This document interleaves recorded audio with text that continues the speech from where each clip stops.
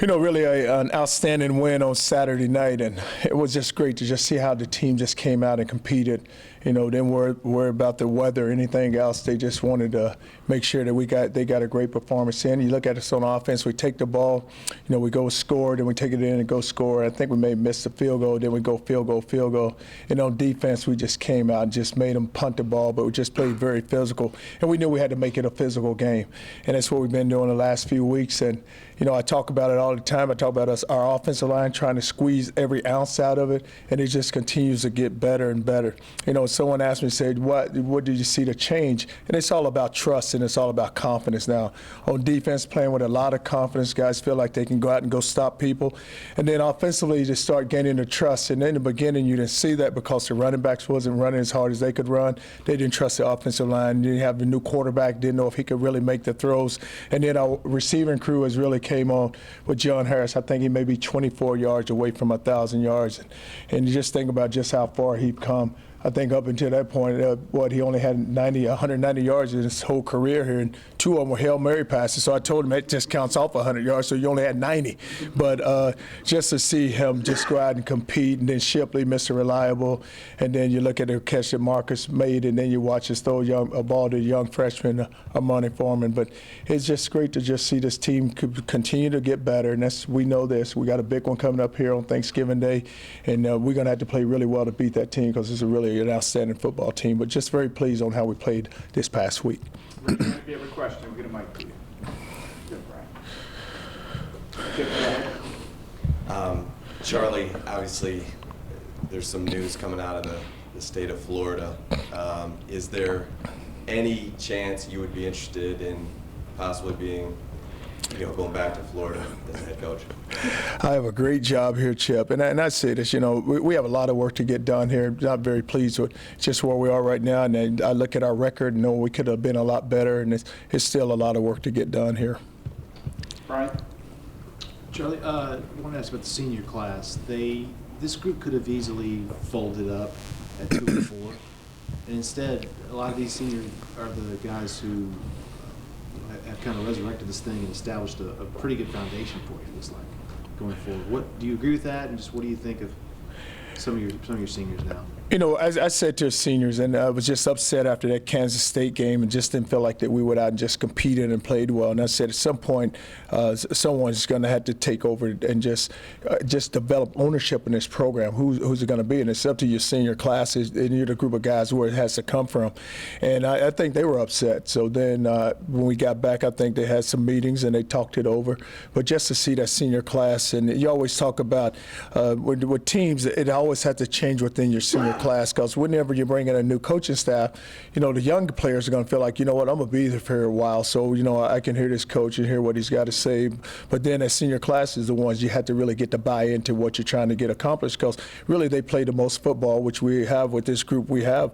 But now you look at the way Diggs have came on, you look at Harris, you look at Shipley, you look at Ced Reed, you look at Swain, you look at guys that really put Malk, who's really put a lot into the program, and they really had some really good moments this past season. But I just can't say enough about just how much they really now that they bought into the program. And you can always tell when a player buys into it, just the message that you send, and they repeat your message. Now you feel like, hey, now we got them headed in the right direction. Coach, how much does you talked about trust and how much that's making a difference, but the simple act of winning and stringing something together, how much does that give confidence, which leads to production, and how much better can this team get because of that? Well, winning solves a lot of problems for you, and then you do develop trust, because now when you win games, then guys start believing in the system and believing what you're trying to get accomplished. But the winning these last 3 has really helped us, and even though playing well, because you look at just, you go back to that Oklahoma game, just how close we were. Then you look at, you go Baylor, and you get the ball down here, we fumble it. It could have been 7-7 going in a half, and then second half, who knows how you would have played if you could have just got those points. And you hate to look back, but you think about those moments, a lot. But just winning helps it, and it gets you going. But it does. It builds confidence within the players. On your left, Ryan. Charlie, now that you're bowl eligible, a lot of people would like to see Texas versus Texas A&M. What are your thoughts on that? Would that be fun for you guys as well? Ryan, I'm just worrying about, we got to get ready for TCU, and whoever we play in the bowl game and be happy. But, it's just all about TCU right now. On your left, Cedric.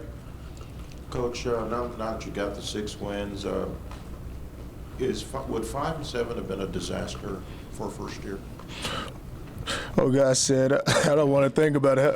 I mean, we almost got there. I'm like, wow, you're sitting there at 2 and 4 and 3 and 5, and I'm like, oh, who are we going to beat? Who we have left on the schedule that we can beat?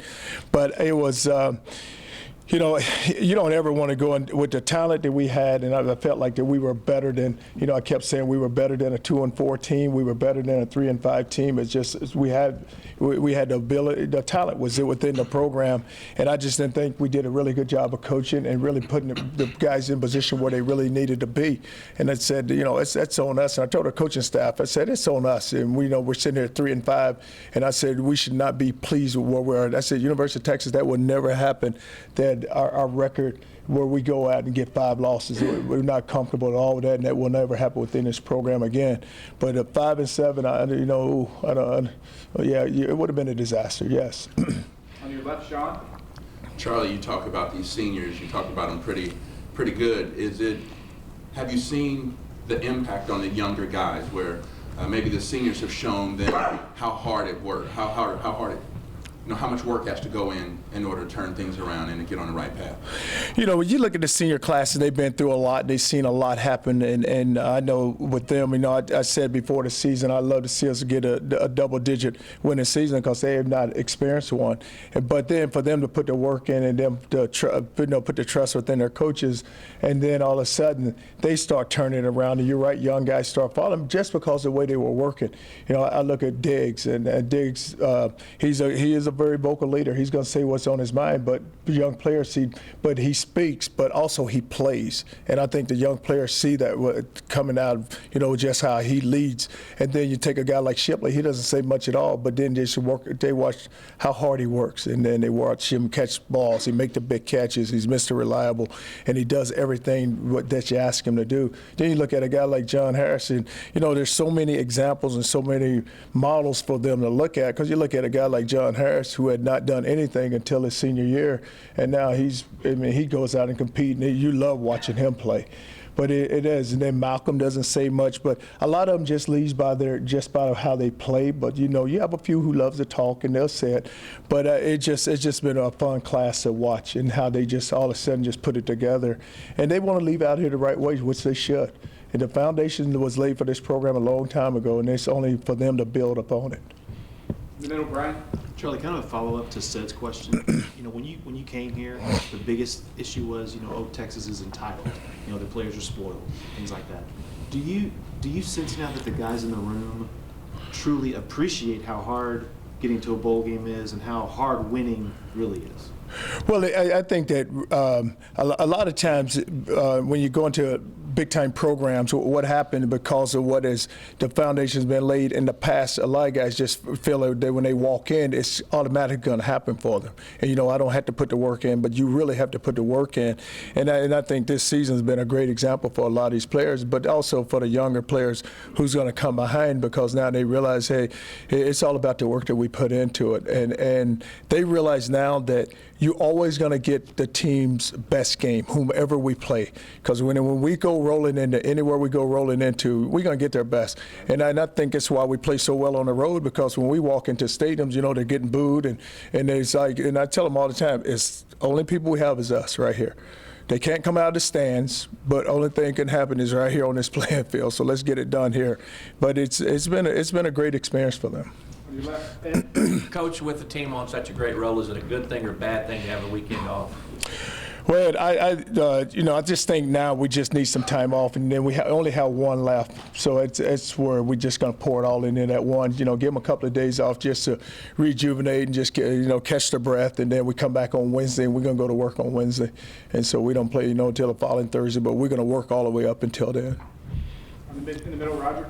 Coach, a lot of these guys you coach with, but some, you put the staff together. What have you learned about this staff through the good times and the bad times, and you talk about the players trusting the system. Is that also the same with your coaching staff? Well, what's been great with the staff is that, you know, we've been through the ups and downs, and now it's all about when you put a staff together, just trying to learn someone's personality, what they're all about too, like you're doing with the players. And then you find out in tough times, just, you know, if a guy, how much work he's willing to put into it and how much work what he's gonna require. And I tell our coaching staff all the time, we know different than the players, you know, and you can't ever question who you are and what we're about. Just make sure that we continue to get better, make this program better. And you're all the good coaches, so don't, and I tell them, you know, they're like the players. A lot of them want to check Twitter and a lot of them want to get it on. I said, you keep on to hearing what they're saying about you, you may not like it, so it's best you get off of it and just make sure you just take all your time and energy and let's just set it and put it to the team. On the right, Anwar. Hey, Coach. A few weeks ago, Coach Bedford had said that it was tough for you guys to recruit in the state just because of, you know, the past and, you know, things that happened beforehand. But now that you guys are winning and putting together things, is it becoming easier to talk to kids in state and easier to, you know, to have more access to them? Well, it's only a few guys left, Anwar, that has not committed that we're still targeting, and you know, some of those, you know, they still sitting there waiting. I don't know if they're waiting to see what. I think a lot of them have their mind made up. They just won't say where they're going to go to school.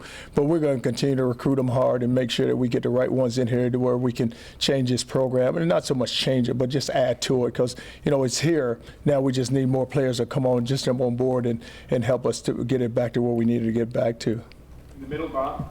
How much did you know about the Shipley legacy from 2004 on when you got here, and what has Jackson meant to your program?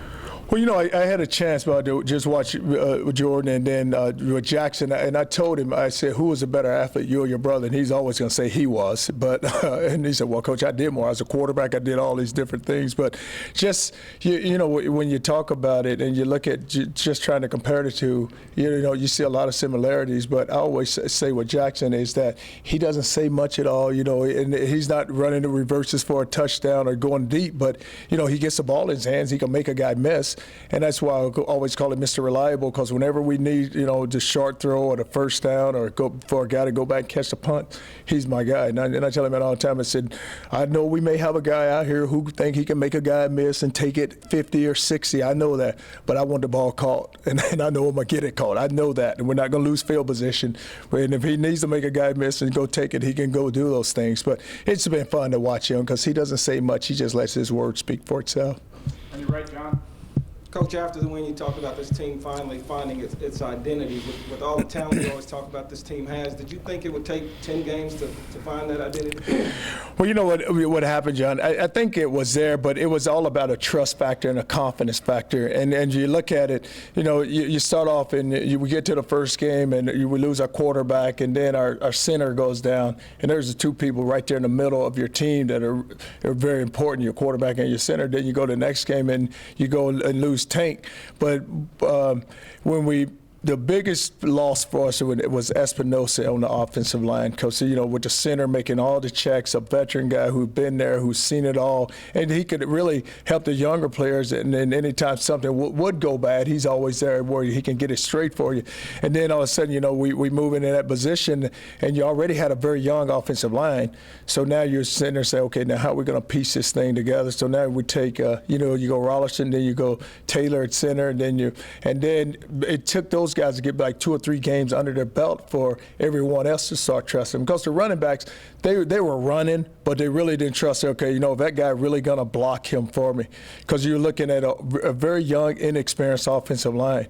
And then you have an inexperienced quarterback that goes with it. So then, you know, can he make the throws? Can he make the right checks? Can he get us in the right plays? Can he, you know, can the receivers, can they really trust him to put the ball where it needs to be put?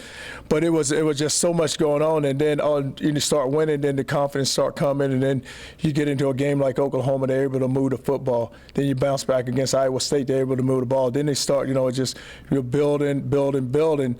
And it took not so much these last 3 games, but I just think the whole process started with those previous games also, where it's just a build up. And then defensively we start playing, and then they just start feeding off of one another. On your left, Mike. Charlie, in those low moments that you talked about when you needed people to trust in you, Did you ever have a sliver of doubt in yourself? Maybe you got bit off more than you could chew? No, I never thought I had more than I could chew. I mean, because you're dealing with young people. It doesn't matter how big the program is. When you're dealing with young people and you get young people to trust in you and they believe that, that what the mission is, but it's all about that. You got to get them to trust and believe in you. And then I think that when that happens, then your program takes off and gets to where it needs to get to. Was there a low moment for you this season when you thought that maybe it wasn't going to happen, maybe the bowl wasn't going to come? No, I did. I said there we was at 2-4 and 3-5, and you look at the schedule, and I said, you know what, we're just too talented. I told our coaching staff we're not coaching hard enough, and I said it's got to be a reason why we're not having success because the talent is here. Coach Brown left us some really outstanding players. Now it's us getting. It was all about us getting connected with the seniors because that's the group of guys that you have to get connected with. And I said you have some seniors that are playing well, we have some that are not, but we got to get them all to start playing well and to buy into it.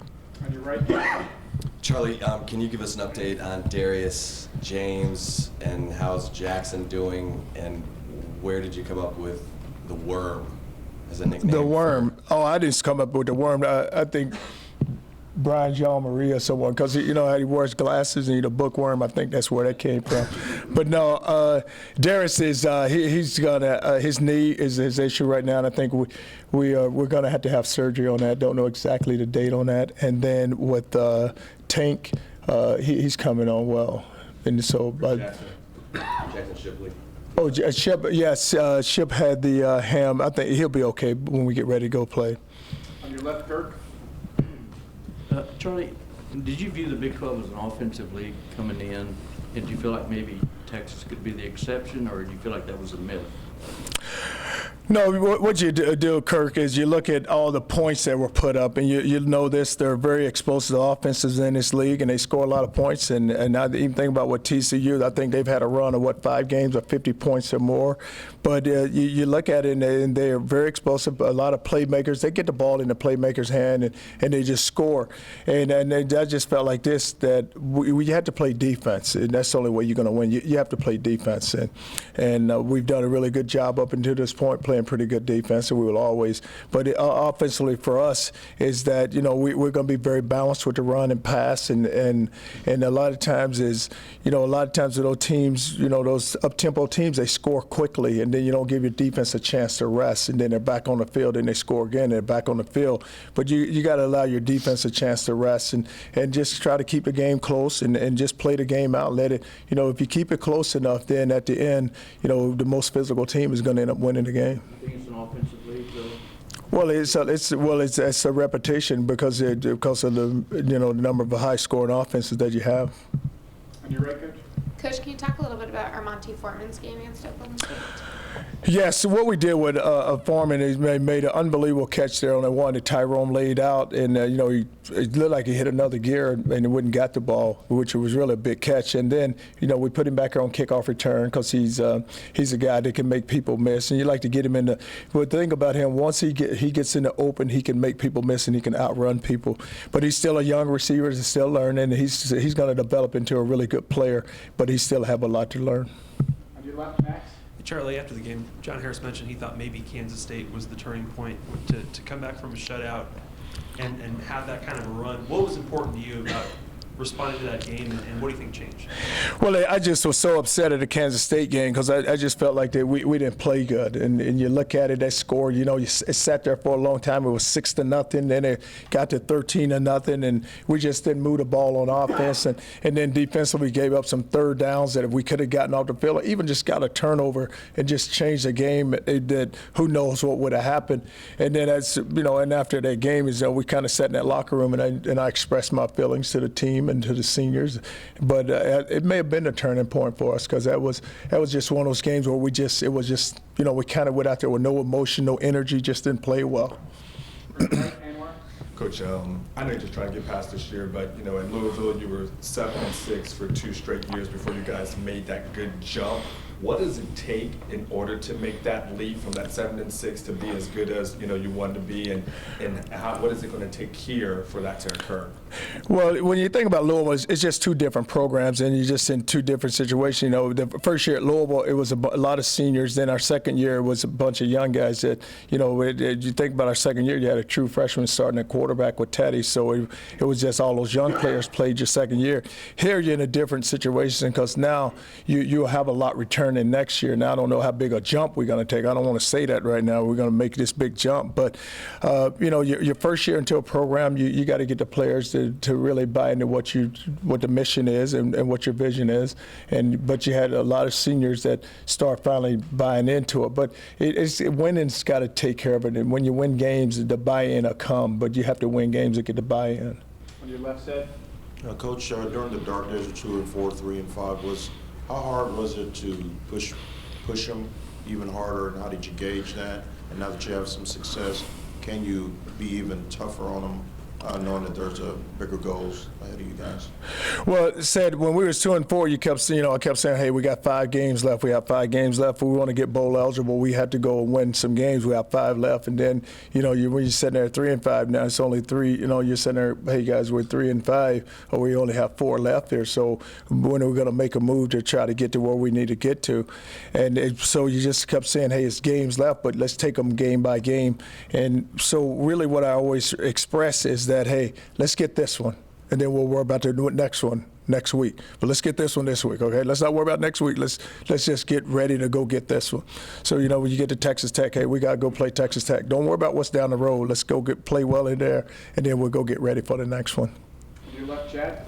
Coach, obviously you're focused on TCU and getting ready. Now that you know, though, that you're going to have a bowl game, are there maybe a couple players or position groups that you're really excited about getting the extra practice time, getting those extra practices at a bowl? Well, what's really tough now is that when you talk about bowl practices, a lot of your young players play. So it's not really, a set group where you say, hey, we need to get these young guys ready to go, because really you're going to still be preparing for whomever you're going to play.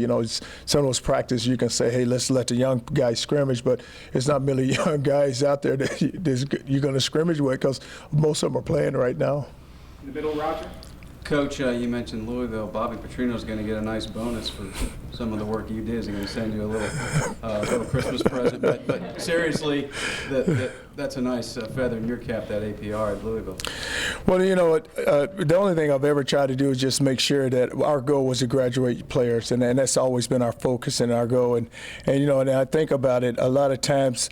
You look at the bonuses for coaches with the academics and whatever.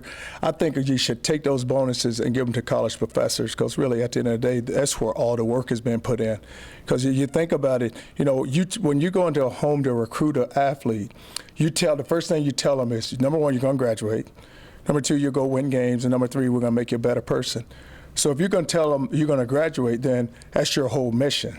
So, when you think about a college professor, they spend so much time with them, and they don't want to see them. They don't want to see a young man or young lady fail themselves. So they put a lot of work into it. So so you look at coaches, and even include myself. I think that you should take the bonuses and somehow find a way to either go into a research for any type of department, or that money's placed somewhere for college professors where they can take that money and make whatever they need to get done, where they can make it better for themselves.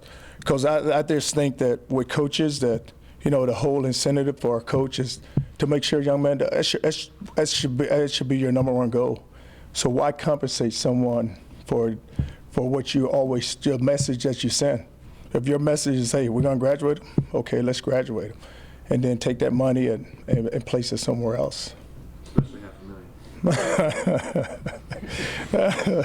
but and I look at, I think about Louisville, and I look at the work that we put into it. When we got there, I think the APR was 869. We left there with 1,000, and we may have had like 24 I think we had 24 scholarships my first year we could sign. I think we signed 21, but not knowing that we were going to be penalized 3 because the APR was so low. But then we built it back up, and it's just the staff did a great job. Even myself, we checked classes, and we went across that campus to make sure that we changed it. And you recruit the right players in there, and they understand. I just feel like, it's been placed, and it's in the great hands now, and the APR should never dip there. It should never dip. I think they could lose 20 guys, and it should never go below, 9 whatever. But it's in good hands now. On your left, Ryan. Charlie, I imagine there's a sense of relief that you get bowl eligible and you maintain Gerard's red shirt. Was there ever a point during this season where he was part of a game plan and you guys were close to playing him, or was it all he was redshirted?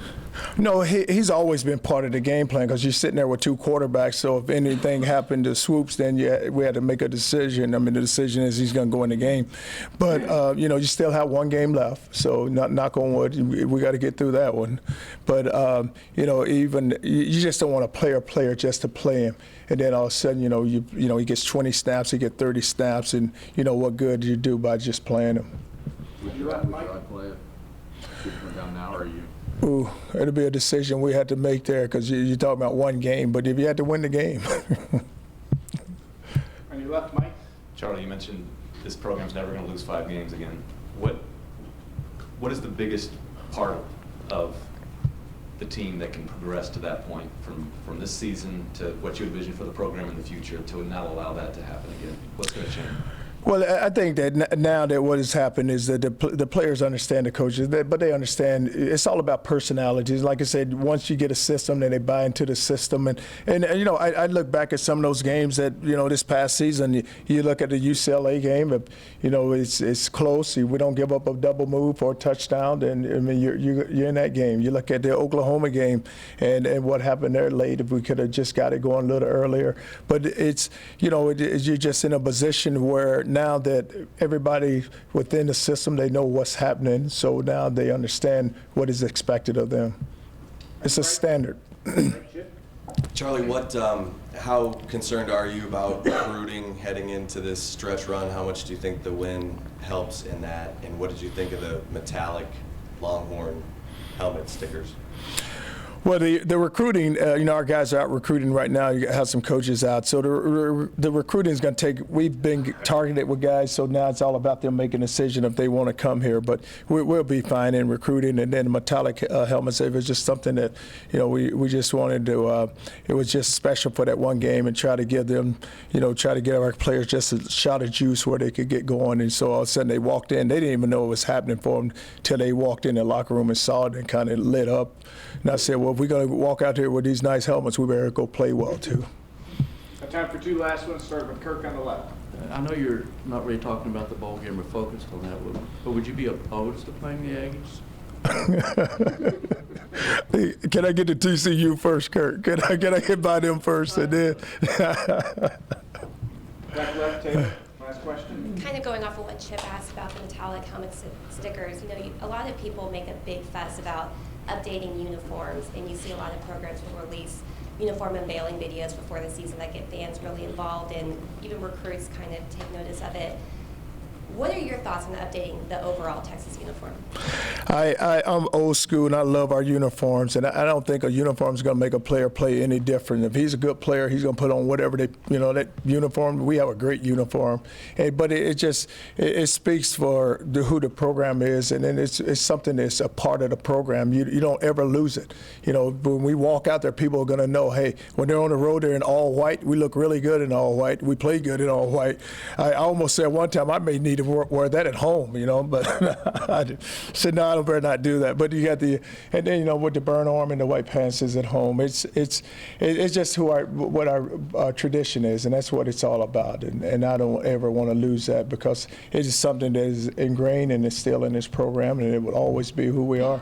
Because I don't think uniforms has any bearing on how well you're going to play. A lot of times, they throw on those nice uniforms, and then you go play a big game, you get beat. And I was like, ooh, why did you ever put that uniform on? I've seen that happen before. I was a part of those. All right.